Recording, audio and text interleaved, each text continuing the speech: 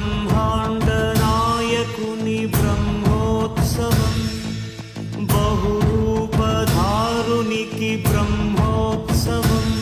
ఓం నమో వెంకటేశాయ. తిరుమల క్షేత్రంలో ఒకే సంవత్సరంలో 2 బ్రహ్మోత్సవాలు రావడం వెనుక ఒక అద్భుతమైన చాంద్రమాన కాలగణన దాగి ఉంది. సాధారణంగా సూర్యమానం ప్రకారం సంవత్సరానికి 365 రోజులుంటే చాంద్రమానం ప్రకారం 354 రోజులు మాత్రమే ఉంటాయి. ఈ రెండిటి మధ్య సమతుల్యత సాధించడానికి హిందూ పంచాంగం ప్రకారం ప్రతి 3 సంవత్సరాలకు ఒకసారి ఒక అదనపు నెల వస్తుంది. దాన్నే మనం అధిక మాసం అంటాము. ఈ 2026 సంవత్సరంలో అధిక మాసం వచ్చిన కారణంగా శ్రీవారికి 2 సార్లు 9 రోజుల పాటు అత్యంత వైభవంగా బ్రహ్మోత్సవాలను నిర్వహిస్తున్నారు.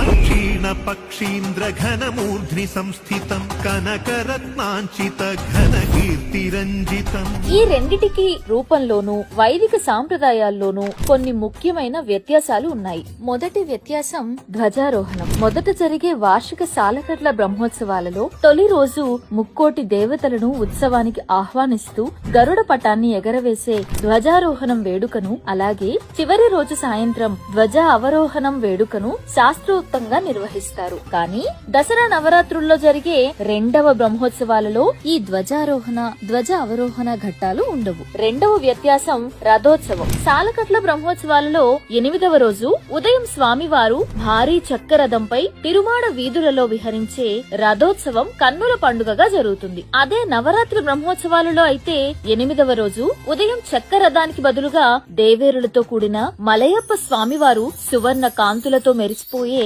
స్వర్ణ రథోత్సవంపై భక్తులకు దర్శనమిస్తారు. ఈ 2 ఉత్సవాలలోనూ వాహన సేవలు, చక్ర స్నానం మరియు భక్తులకు లభించే ఆధ్యాత్మిక ఆనందం మాత్రం ఒక్కటే. భక్తులు ఈ అరుదైన వైభవాన్ని వీక్షించి స్వామివారి కృపకు పాత్రులు కాగలరు. ఇలాంటి మరిన్ని తిరుమల ఆధ్యాత్మిక విశేషాల కోసం టీటీడీ దేవస్థానం అధికారిక సోషల్ మీడియా వేదికలను ఫాలో అవ్వండి. ఓం నమో వెంకటేశాయ.